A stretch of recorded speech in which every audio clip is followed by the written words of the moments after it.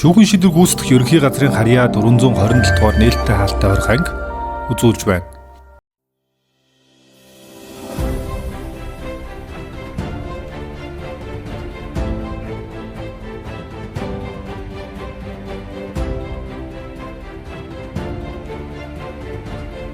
Энэ захааг энэ дугаард залгаад өгч.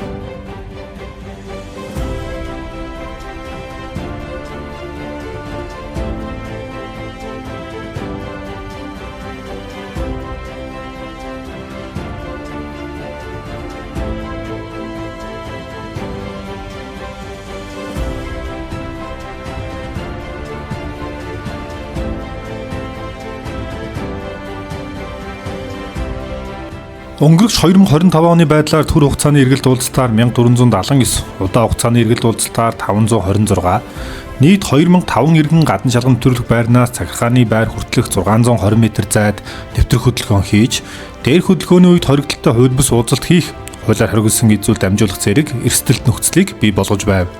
Харин эргэлт уулзалтын өргөдгийг захим хэлбэр шилжүүлэн аюулгүй байдлыг ханган ажилласнаар дээрх эрсдэлт нөхцөл бүрэн ариллаа.